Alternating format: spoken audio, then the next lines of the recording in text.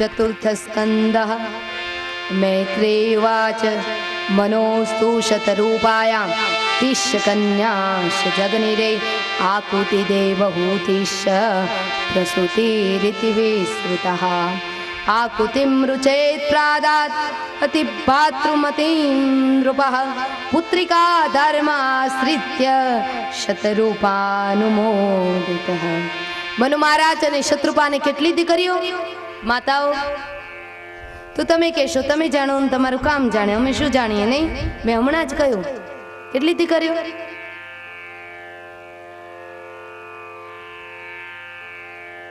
હમણાં સાડી કઈ કંપનીની સારી નીકળી છે એ કયો તો હમણાં યાદ રહી જાય.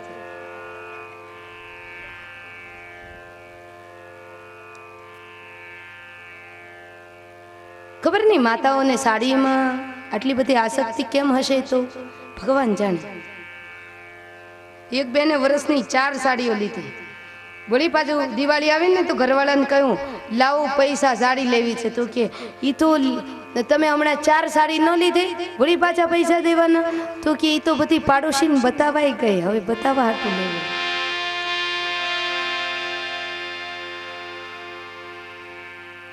મન નહોત ખબર, અહીંથી ખબર પડી.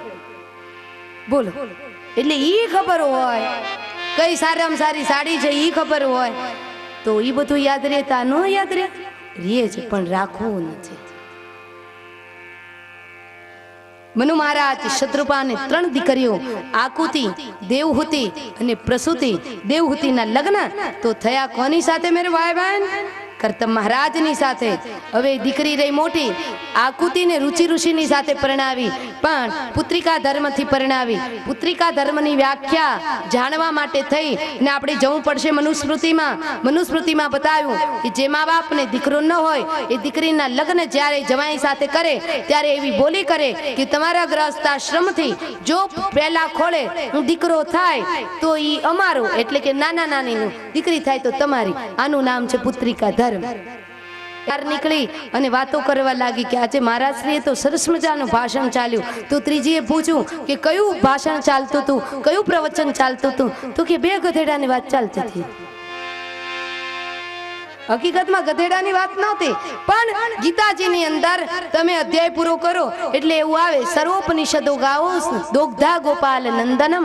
એટલે ભગવાન શ્રી કૃષ્ણએ સર્વ ઉપનિષદનો સારાંશ ભેગો કર્યો. કનૈયો ગોવાળ બન્યો. ગોવાળ બન્યા પછી ઉપનિષદ રૂપી ગાયનું એને દોહન કર્યું. આનો અર્થ આવો થાય, પણ અર્થનો અનર્થ કર્યો. બહાર નીકળીને એવું સમજાવ્યું બધાને 2 ગધેડાની વાત ચાલતી હતી આજે.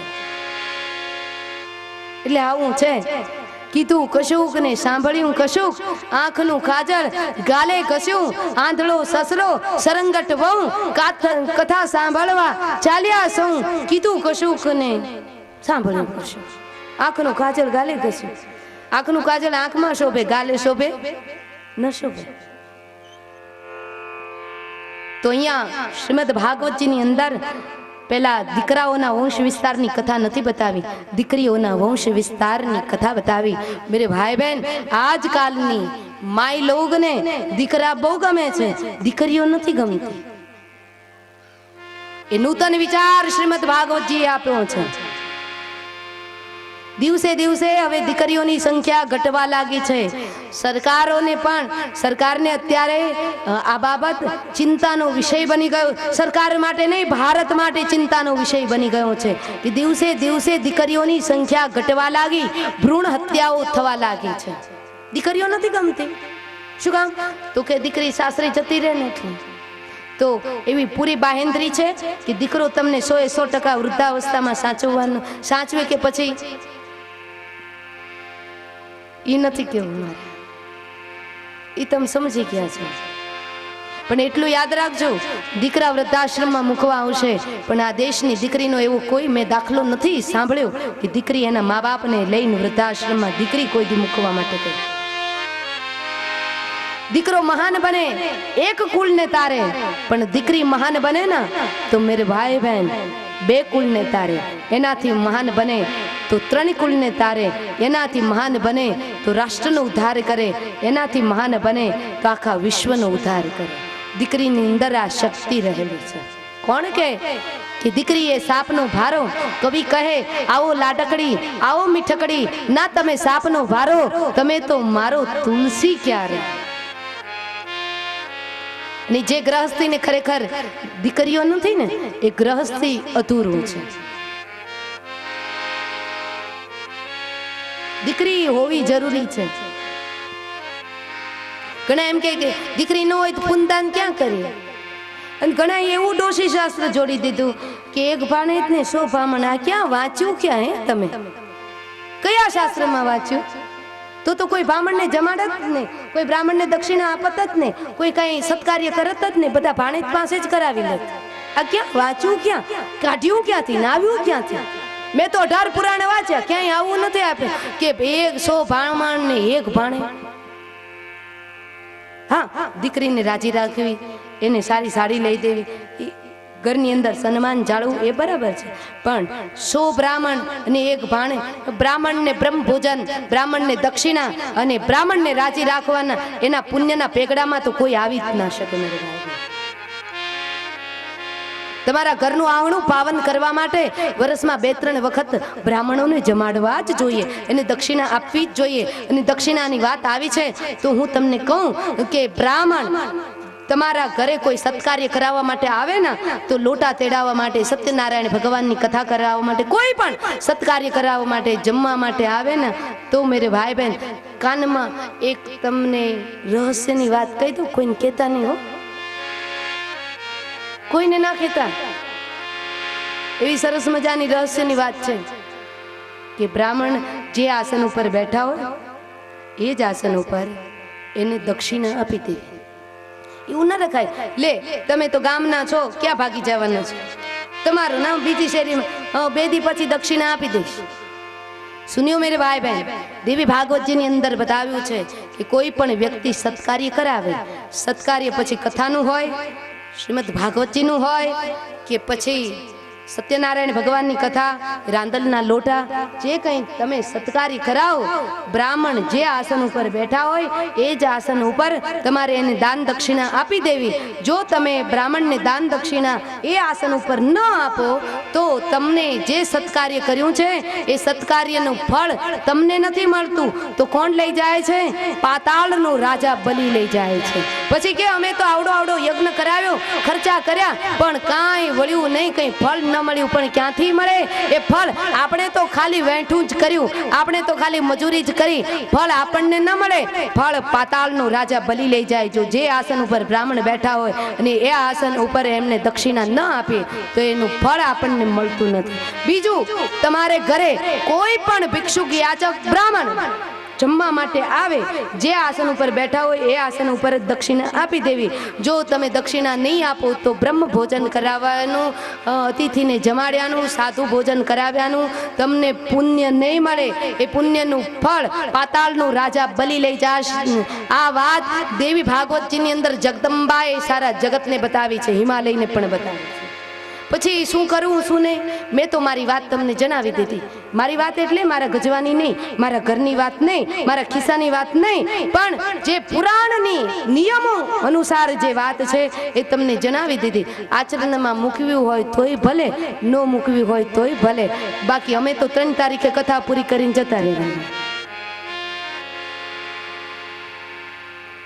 6 તારીખે મારે નલિયા પહોંચવાનું પાછું, કારણ મેં હમણાં કહ્યું ને મારો કચડો 12 માસ. ચૈત્રમાં તો એક ચૈત્ર મહિના પૂરતા જ અહીંયા આવીએ છીએ કાઠિયાવાડમાં. તો કહેવાનું તાત્પર્ય, કથા સાંભળ્યા પછી ભલે આખી કથા જીવનની અંદર આત્મસાત નથી કરી શકો તો કંઈ વાંધો નહીં, યાદ ન રાખી શકો તો કંઈ વાંધો નહીં, પણ થોડા નિયમો જીવનની અંદર આત્મસાત કરજો. સાંભળ્યું છે ને એ હૃદયમાં ઉતારજો. આ કાનેથી સાંભળ્યું ને આ કાનેથી કાઢ્યું, બસ વાત થઈ ગઈ પૂરી. નીકળ્યા કથામાંથી બહાર, કપડાં ખંખેર્યા, હારો હારે જે સાંભળ્યું એ ખંખેરી નાખ્યું, એમ નહીં. કંઈક જીવનની અંદર ઉતારવું જોઈએ કથા સાંભળ્યા પછી. તો અહીંયા દીકરીઓના વંશ વિસ્તારની કથા પ્રથમ બતાવવામાં આવી. મનુ મહારાજે કહ્યું દુહિતા દેવો ભવ. આ જગતની અંદર ભગવાન વેદે 4 સૂત્રો તો આપ્યા, પણ 5મું સૂત્ર હવે જરૂર છે, દુહિતા દેવો ભવ. દુહિતાનો અર્થ થાય દીકરી. દીકરીનો અર્થ બતાવતા કાલિદાસે સંસ્કૃત સાહિત્યમાં એની વ્યુત્પત્તિ આપી. દૂરમ હિતમ ચ દુહિતા, એટલે 800 માઇલના અંતરે હોય છતાંય મા બાપની ચિંતા કરે એનું નામ દીકરી. દૂરે હિતમ ચ દુહિતા. બાપુજી બીમાર પડે ને એટલે તરત ફોન ઉપર ફોન ચાલુ થઈ જાય કે બાપુજી કેમ છે, મારા મમ્મીની તબિયત કેમ છે. દીકરો બાજુમાં રહેતો હોય તો દવાખાને ન લઈ જાય. એ તો એમ કે મા બાપને માંદા પડવાની આદત પડી છે, દરરોજ બીમાર જ હોય, ક્યાં દવાખાને તોડવા. ભલે રહ્યા બીમાર, અને હવે ગુજરી જાય તો કઈ વાંધો નથી, લીલી વાળી છે બધી.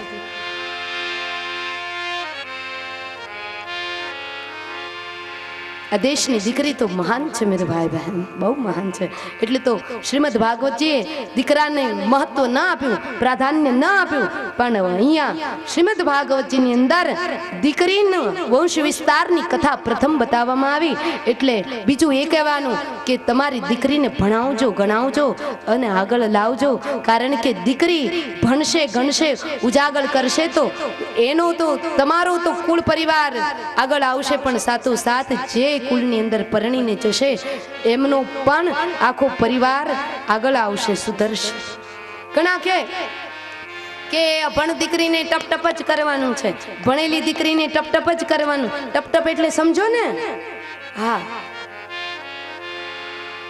ભણેલી ને ટપટપ કરવાનું છે, પણ ભણેલી દીકરી જે ટપટપ કરે એમાંય ફેર હોય, અને અભણ દીકરી રોટલી વણે ને એમાંય ફેર હોય, જમીન આસમાનનું ફેર. ભણતરથી એક વિવેક શક્તિની જાગૃતિ થાય છે. દીકરીઓને ભણાવો છો મેરે ભાઈ બહેન. દીકરીઓ જેમ જેમ આગળ આવે એવા અમે વ્યાસપીઠ તરફથી આશીર્વાદ આપીએ. પણ જે દેશની દીકરી ભણેલી ગણેલી હશે ને મેરે ભાઈ બહેન, એ દેશ સદાને માટે આગળ રહેશે, એ દેશ સદાને માટે ઉજાગર રહેશે. દીકરી ભણેલી ગણેલી હશે ને તો મેરે ભાઈ બહેન સાથોસાથ એ પોતાના 2 કુળને ઉજાગર કરશે. પુત્રિકા ધર્મ અહીંયા વર્ણન બતાવવામાં આવ્યું. પુત્રિકા ધર્મ કોને કહેવાય? દીકરીઓના વંશ વિસ્તારની કથા બતાવવામાં આવી. અને ત્યારબાદ મેરે ભાઈ બહેન રુચિ ઋષિની સાથે આકુતિના લગ્ન થયા. પણ પુત્રિકા ધર્મથી મનુ મહારાજે કર્યા લગ્ન. પણ મનુ મહારાજને તો વિચાર કરો કે એમને દીકરા 2 હતા, ઉત્તાનપાદ ને પ્રિયવ્રત, તો છતાંય પોતાની દીકરીને પુત્રિકા ધર્મથી શું કામ પરણાવી? પુત્રિકા ધર્મથી એટલા માટે પરણાવી કે મનુ મહારાજે વિચાર કર્યો કે મારી વચલી દીકરીને કરદમ મહારાજ સાથે દેવહૂતિને પરણાવી તો એમને ત્યાં સાક્ષાત નારાયણ પ્રગટ્યા, તો આ બીજી દીકરીને ત્યાં જો નારાયણ પ્રગટે તો એનો લાભ હું લઈ લઉં અને હું એના મા બાપ બની જાઉં. આવો લોભ ભગવાનને મેળવવાનો કોને લોભ ન હોય? અને જ્યારે ભગવાનને મેળવવાનો લોભ આપણી અંદર આવી જાય ને તો એ લોભ નથી, એ લોભ હરિની અંદર મળી જાય ત્યારે મેરે ભાઈ બહેન હરિની અનુકંપા આપણી ઉપર ઉતરી જાય. બીજી દીકરીને પુત્રિકા ધર્મથી પરણાવી રુચિ ઋષિ સાથે, તો બન્યું એવું કે મેરે ભાઈ બહેન બીજી દીકરીને ત્યાં, પહેલી દીકરીને ત્યાં કપિલ નારાયણ પ્રગટ્યા, તો બીજી દીકરીને ત્યાં મેરે ભાઈ બહેન સાક્ષાત યજ્ઞ નારાયણ ભગવાન પ્રગટ્યા. બોલીએ યજ્ઞ નારાયણ ભગવાન કી જય, યજ્ઞ નારાયણ ભગવાન કી જય, યજ્ઞ નારાયણ ભગવાન કી જય. યજ્ઞ નારાયણ ભગવાન પ્રગટ થયા. યજ્ઞ નારાયણ ભગવાન પ્રગટે તો એકલા તો ન આવે ને, યજ્ઞ કરાવવો હોય તો શું જોઈએ? વિધિનમ સૃષ્ટાનમ મંત્રહીનમ દક્ષિણામ શ્રદ્ધા વિરહિતમ યજ્ઞમ તામસમ પરિચક્ષતે. યજ્ઞ રૂપિયા વગર થાય? આ ભાગવતનો મહાયજ્ઞ એમને થોડું થાય, રૂપિયા જોઈએ, દક્ષિણા જોઈએ. એટલે યજ્ઞ નારાયણ ભગવાન આવ્યા તો રુચિ ઋષિને કંઈ જરૂર ન પડી, કારણ કે સાથોસાથ એમની સહપત્નીને સાથે લઈને આવ્યા, દક્ષિણા દેવીને સાથે લઈને આવ્યા. એટલે રુચિ ઋષિએ વિચાર કર્યો કે સારું, દીકરો તો આવ્યો, દીકરાની વહુ પણ આવી, દીકરાની વહુ શોધવા ન જવી પડી. દક્ષિણા દેવી આવ્યા તો એકલા નથી આવ્યા, એના સંતાનોને સાથે લઈને આવ્યા. કોને ત્યાં? રુચિ ઋષિને ત્યાં. દક્ષિણા દેવી આવ્યા, તોષ, પ્રતોષ, ભદ્ર અને કલ્યાણ પોતાના દીકરાઓને સાથે લઈને આવ્યા છે. જે યજ્ઞ કરાવે ને મેરે ભાઈ બહેન, દેવી ભાગવતજીની અંદર પણ બતાવ્યું, શ્રીમદ ભાગવતજીની અંદર પણ બતાવ્યું કે તમારા ઘરને આંગણે તમને જો મહાલક્ષ્મી માની કૃપા હોય ને તો તમારા ઘરને આંગણે વર્ષની અંદર 2 યજ્ઞો કરાવજો, 2 થી 3 યજ્ઞો કરાવજો.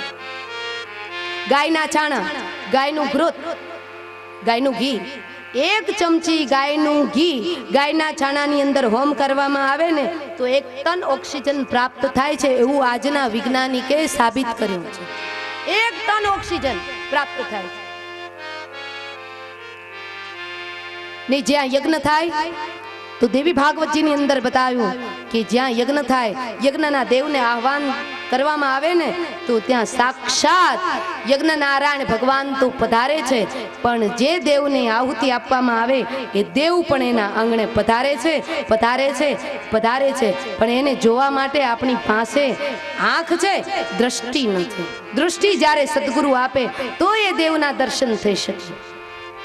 તમારા ઘરને આંગણે 2-3 વખત કોઈ વિદ્વાન બ્રાહ્મણને બોલાવે, ભલે એની દક્ષિણા મોંઘી હોય તો વાંધો નહીં, આપી દેજો. અને મેરે ભાઈ બહેન, જો બધે મોંઘવારી વધી હોય તો બ્રાહ્મણની દક્ષિણામાં થોડી મોંઘવારી વધે, દક્ષિણા આપી દેજો. એ માગે એનાથી સવાયું આપજો.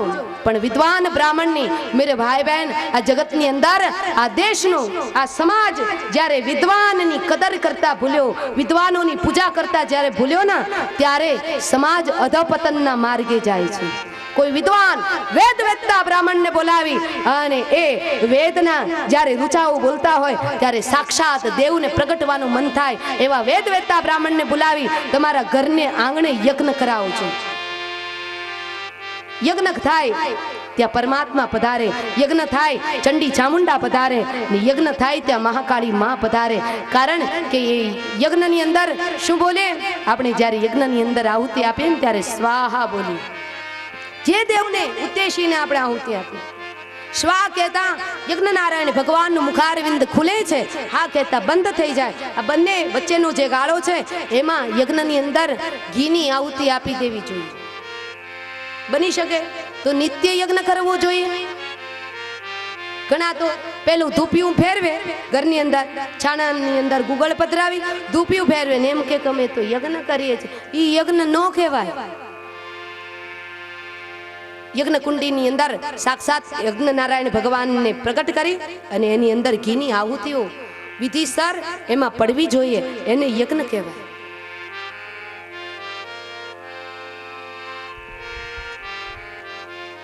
પણ ઘણાને તો ઘીમાં માખી પડી હોય, તેલમાં માખી પડી હોય તો એ માખીને આમ કાઢી લે અને વિચારે કે માખીની પાંખમાં ક્યાંય ઘી તો નથી ચોટ્યું ને, નહીતર આપણું ઘટી જશે. એ યજ્ઞ શું કરાવી શકે? આવા લોભિયાઓ અમે યજ્ઞ કરતા હોય, શું બોલે? ઇદમ વિષ્ણવે નમઃ સ્વાહા, ઇદમ વિષ્ણવે નમઃ સ્વાહા, ઇદમ વિષ્ણવે નમઃ સ્વાહા. એનો અર્થ એવો થાય કે હે હરિ, આ બધું તારું છે, અમારું કશું નથી. તો લોભિયાને શું થતું હોય કે જે ઘીમાં માખી પડી હોય ને પાંખમાંથી લૂછી અને માખી કાઢી લેતા હોય, તો એને એમ થાય, અરે આટલું બધું ઘી ઓમી દે છે, આટલું બધું ઘી ઓમી દે છે, આટલું બધું ઘી ઓમી દે છે.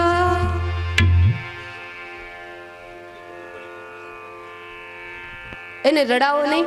જાહેરમાં એકવાર કહી દો કે કોની દીકરી છે, જો આ દીકરી છે કોઈ લઈ જાઓ જેની માઈ હોય. રડાવો નહીં દીકરીને. એક બાળકી છૂટી પડી ગઈ છે, જે કોઈની પણ હોય તે અહીંયા આવીને લઈ જજો.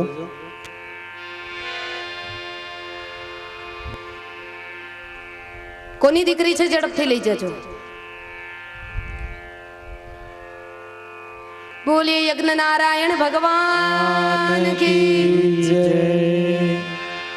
આકુતિ, દેવહૂતિ અને ત્યારબાદ મેરે ભાઈ બહેન, માં એવી દીકરી, ઘડો એવી ઠીકરી. અનસુયા ચરિત્ર બતાવ્યું. અનસુયા કોની દીકરી? દેવહૂતિ માની દીકરી. દેવહૂતિ માએ એક બ્રહ્મને બાળક બનાવ્યું, પણ માં કરતા દીકરી વધી અને અનસુયા માએ 3 દેવને પોતાને ત્યાં ઉતરણ કરાવ્યું અને 3 દેવને મેરે ભાઈ બહેન પોતાના બાળક બનાવ્યા. એ વાત અનસુયા ચરિત્ર દ્વારા અહીંયા સિદ્ધ કરવામાં આવી. અને ત્યારબાદ પ્રસૂતિના લગ્ન થયા છે દક્ષ પ્રજાપતિની સાથે. અને દક્ષ પ્રજાપતિ પ્રસૂતિના ગૃહસ્થાશ્રમથી એમને ત્યાં સાક્ષાત સતીનો જન્મ થયો. અને સતી એ કોણ? એમના લગ્ન ભોળાનાથની સાથે થયા છે. અહીંયા શિવ ચરિત્ર બતાવવામાં આવ્યું છે. ભોળાનાથની સાથે સંપન્ન થયા. એક દિવસ ભગવાન ભોળાનાથ પોતાના સસુરાલ ગયા તો દક્ષ પ્રજાપતિનું આગમન થયું. બધા એમને સ્વાગત કરવા માટે ઊભા થયા, પણ ભોળાનાથ ભગવાન તો પોતે ધ્યાનસ્થ હતા. કોણ આવ્યું કોણ ગયું એને કશી ખબર નહોતી. એટલા માટે થઈ પોતાના સસરાને એ સ્વાગત કરવા માટે ઊભા ન થયા. એટલે સસરાએ એવું માની લીધું કે મારું અપમાન કરવા માટે મારું જમાય ઊભો ન થયો, એટલે મગજની અંદર આવી ગ્રંથિ વાળી લીધી. અને મેરે ભાઈ બહેન, આ જગતની અંદર 9 ગ્રહની વિધિ અમારા બ્રાહ્મણ દેવતાઓ કરાવી શકે છે, પણ 10મા ગ્રહની વિધિ ન થાય. 10મો ગ્રહ કોણ ખબર છે? જામાતા 10મો ગ્રહ. જામાતા એટલે જમાય. જમાય એ 10મો ગ્રહ કહેવાય. એની વિધિ ન થાય. આપણી ઘરે આવ્યા હોય ને તો આપણે એમ કહીએ ઠંડુ લેશો કે ગરમ લેશો, તો મારો વાલો એમ કહે કે મારે તો મોસંબીનો રસ જોઈએ. સીઝન હોય તો મોસંબીનો રસ આપીએ, પણ ન સીઝન હોય તો ક્યાંથી લાવીને આપીએ? ઘરે મારો વાલો બધું કામ કરતો હોય, પણ સસુરાલ જાય ને તો વાસામાં વાસડો બાંધીને જાય, મક્કડ બનીને જાય.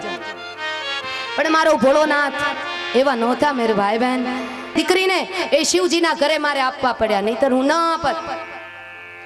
જાહેરમાં અપમાન કરવા લાગ્યા. જાહેરમાં અપમાનનો ઘૂંટડો સહન કરી ગયા. એનું નામ છે શિવ.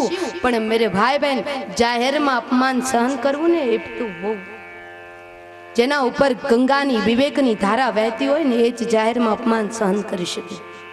જાહેરમાં જેમ ભાવે તેમ બોલવા લાગ્યા. બધા તો સહન કરી ગયા, પણ ભગવાન ભોળાનાથનો જે અનુચર હતો નંદી, એનાથી જરાય સહન ન થયું. અને દક્ષ પ્રજાપતિને કહ્યું, એ દક્ષ પ્રજાપતિ, કાન ખોલીને સાંભળી લેજે. મારા ભોળાનાથની જો નિંદા કરી છે ને તો અત્યારે ને અત્યારે તારું ધડથી માથું અલગ કરી નાખીશ. ખબરદાર. નંદી પણ ચૂપ, દક્ષ પ્રજાપતિ પણ ચૂપ. પણ દક્ષ પ્રજાપતિ સામે કહ્યું કે જાઓ, હું તમને શાપ આપું છું કે તમને કોઈ ઘરની અંદર રાખશે નહીં. અને વાત એ સાચી. આપણે 50 કે 1 કરોડનો બંગલો હોય અને એમાં કોકે એમ કહ્યું હોય કે આ બંગલાની અંદર ભૂત થાય છે, તો 5 લાખમાં વેચાય. તમને કોઈ ઘરમાં નહીં રાખે. તો આ બાજુ સામો શાપ આપ્યો. કોણે? નંદીએ. કે જા દક્ષ પ્રજાપતિ, તે તારા મોઢેથી શિવની નિંદા કરી છે ને, માટે તારું ધડથી મસ્તક અલગ થશે. શાપાશાપી થવા લાગી. ભગવાન ભોળોનાથ જાગ્યા. એને એમ થયું કે ઓહ, આ તો બાજી વણસી ગઈ છે. ભગવાન ભોળાનાથ એક પણ શબ્દ બોલ્યા વગર સભા છોડીને જતા રહ્યા છે. આ તો શિવ જ કરી શકે. જીવની કોઈ હેસિયત નથી મેરે ભાઈ બહેન. સભા છોડીને જતા રહ્યા એ તો બરાબર, પણ ઘરે જઈને સતીને કઈ વાતે નથી કરી કે આવું થયું હતું. બસ ત્યાં જઈ સત્સંગ કરવાનો આરંભ કરી દીધો. પણ આ બાજુ દક્ષ પ્રજાપતિએ એવું નક્કી કર્યું કે મારે મારા જમાઈનું અપમાન કરવું છે. એટલે અપમાન કરવા માટે થઈ કનખલ ક્ષેત્રની અંદર યજ્ઞ કર્યો. બધાને આમંત્રિત કર્યા, પણ પોતાની સગી દીકરી એટલે કે સતી અને શિવને નિમંત્રિત ન કર્યા. એટલે બધા મહેમાનો હતા ને દેવતાઓ આકાશ માર્ગેથી વિમાન લઈ લઈને જવા માંડ્યા. પણ એ વિમાનનો રસ્તો ક્યાંથી પસંદ કર્યો ખબર છે? ભોળાનાથનો જે હિમાલય હતો ને ત્યાંથી જ પસંદ કર્યો. બીજા નહીં તો રસ્તા હતા, પણ આ લોકોને ખબર કે અહીંયા પત્રિકા નથી આવી એટલે અહીંથી જ જઈએ. દેવ બન્યા પછી પણ આ ગ્રંથિ નથી છૂટતી. હે સતીનું તો વિમાનમાં ધ્યાન કહ્યું તમારે જાઉં તો આપણે વિમાન તૈયાર રાખીએ, પણ કદાચ હરિનું વિમાન આવે તો આમાંથી મારી વાલી કોઈ જાય એમ નથી. બધાય કે લિસ્ટ બતાવે કે મારે આટલા આટલા કામ છે, અને મને કોઈ કહે તો હું જાઉં નહીં. પેલી વાત એ, કારણ કે હું એમ કહું કે હજી તો મારે પરદેશમાં ઘણી કથાઓ કરવાની, મારે અહીંયા ઘણી કથાઓ કરવાની, હરિના ગુણાનું વાદન ઘણા બધા ગાવાના. તો એમાં વિમાનમાં ક્યાં જાય? વિમાનમાં બેસવાની કોઈ મજા નથી કઈ. સ્વર્ગમાં આવું સુખ નથી. કથામાં જે સુખ છે, હરિનું ગુણાનું વાદન ગાવામાં જે આનંદ છે, એવો આનંદ સ્વર્ગમાં પણ નથી મેરે ભાઈ. હું નથી કહેતી, સુખદેવજી મહારાજે કહ્યું છે, તવ કથા અમૃતમ તપ્ત જીવનમ કવિ ભીડતમ કલ્મશાપ. સતીએ કહ્યું ભોળાનાથ હું જાઉં મારા બાપુજી ઘરે. ભોળાનાથે કહ્યું સતી તહાં ગયે કલ્યાણ ન હોય, ત્યાં જવાથી તમારું કલ્યાણ નહીં થાય. પણ ભોળાનાથની ગર્ભિત ભાષાને સતી સમજી ન શક્યા.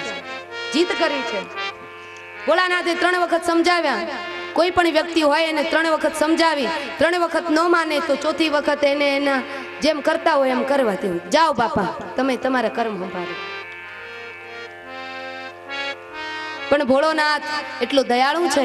ભોળાનાથે એમ નથી કહ્યું કે સતી તમારે જવું હોય તો બીજી વખત મારા ઘરમાં પગ ન મૂકતા, રેજો પિયર કાયમને માટે. ભોળાનાથ તો રીજા. કહ્યું જાઓ, તમને હું સુટકેસ તૈયાર કરી આપું. સાડીની સુટકેસ તૈયાર કરી આપી. ભગવતીએ 16 શૃંગાર સજો અને ભવાની જ્યારે ચાલવાની તૈયારી કરી, પણ ભોળાનાથને થયું કે એકલા નથી જવા દેવા, કંઈક અનર્થ થશે, ખાના ખરાબી થશે. એટલા માટે થઈ અને ભોળાનાથે સાથે નંદીને મોકલ્યા છે. નંદી ઉપર આરૂઢ બની અને માં ભગવતી પધાર્યા છે પિતાના યજ્ઞની અંદર. પણ પિતાએ કોઈ સ્વાગત કર્યું નહીં, કઈ અનુમોદન આપ્યું નહીં. પોતાની દીકરીને આવતી જોઈ એટલે મોઢું ફેરવી ગયા અને માં સતી પોતાની જનિતાને મળવા માટે ગયા. જનિતાએ કહ્યું કે બેટા, હમણાં તારા પિતાની બુદ્ધિ છે ને ભ્રષ્ટ થઈ ગઈ છે, એટલે જરા પણ ચિંતા ન કરીશ, તારા પિતાને ક્ષમા કરી દેજે. સતીને થયું કે હવે જ્યાં જે ઘરની અંદર માન નથી ને ત્યાં જાજો સમય રોકાવાય નહીં. ચલો યજ્ઞનારાયણ ભગવાનના દર્શન કરી અને પછી હું મારા ઘરે પાછી જાઉં યજ્ઞનારાયણના દર્શન કરવા માટે.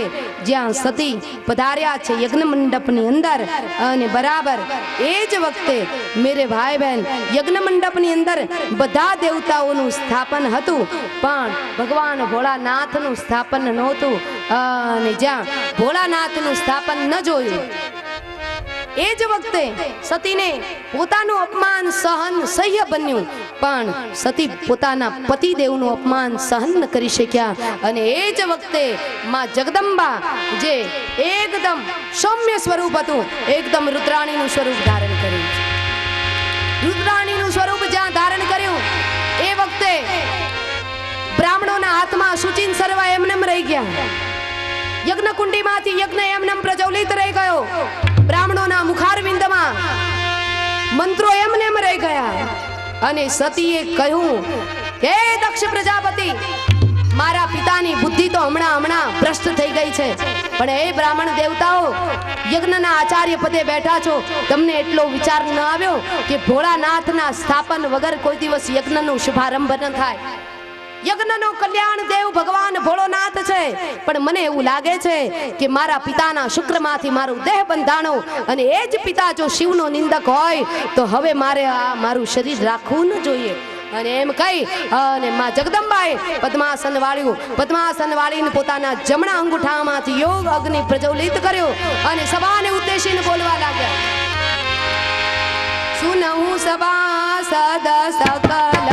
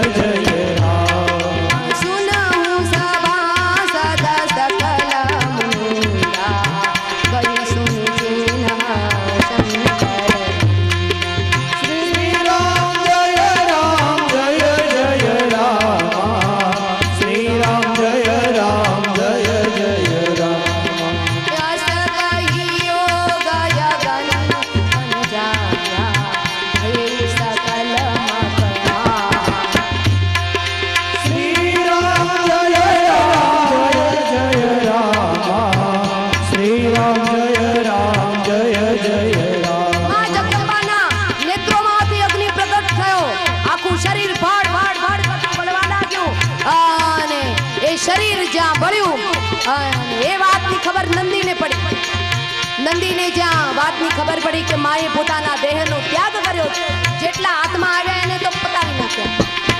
પણ નંદી તુરંત આકાશ માર્ગે ઉડાન ભરી છે. અહીંયા ભગવાન ભોળોનાથ મહાદેવ કૈલાસના ગિરી શિખર ઉપર ધ્યાનસ્થ થઈને બેઠા. નંદી બોલવા લાગ્યા, મહાદેવ, અરે ઓ મહાદેવ, મહાદેવ, અરે ઓ મહાદેવ, ગજબ થઈ ગયો, ગજબ થઈ ગયો. મહાદેવ સમાધિમાંથી જાગ્યા. શું ગજબ થઈ ગયો? સમાધિમાંથી જ્યાં જાગ્યા, નંદી આવીને વાત જણાવી. હે ભગવાન ભોળાનાથ, મારી માએ પોતાનો દેહ અગ્નિમાં બાળીને ભસ્મીભૂત કર્યો. આ સમાચાર જ્યાં સાંભળ્યા ત્યાં તો ભગવાન ભોળાનાથને એકદમ ક્રોધ આવ્યો. એક હાથમાં ડમરું લીધું, બીજા હાથમાં ત્રિશૂલ અને જટા પછાડી વીરભદ્ર કરી કોપ પધાવા અને ભયંકર સ્વરૂપ ધારણ કરીને ભગવાન ભોળાનાથ તાંડવનો પ્રારંભ કર્યો. અને તાંડવનો જ્યાં પ્રારંભ કર્યો અને ભગવાન વિષ્ણુને થવા લાગ્યું કે હમણાં જ સૃષ્ટિનો વિનાશ થઈ જશે. સમુદ્ર ખળભળવા લાગ્યા, નદીઓના વહેણ બદલાવા લાગ્યા. ભગવાન સૂર્યનારાયણનો ઘોડો ભડકીને ઉત્તરમાં ભાગ્યો. આવા ભયંકર ઉલ્કાપાત થવા લાગ્યા. પણ ભગવાન ભોળાનાથે તો શિવ તાંડવની શરૂઆત કર્યો એ કર્યો. એવા ઠેકા મારે એ આખો સમુદ્ર ખળભળ્યો છે, નવનાગ ડોલ્યા છે. शैल शुंग शम विशाल जटा जूट चंद्रमा गंग की तरंग मार विमल नीर राजे लोचन की लाल लाल चंदन की खोरी बात लाल भुक्ति वर साजे हे मुंडन की कंठ मार भीषण हृदय सुसाल स्पष्ट कुमार हर दयाल नाचे हे बम बम बम डमरू मार बम बम बम डमरू मार बम बम बम डमरू मार नाच ले संसार शंकर महाराज आज तांडव नाचे छोले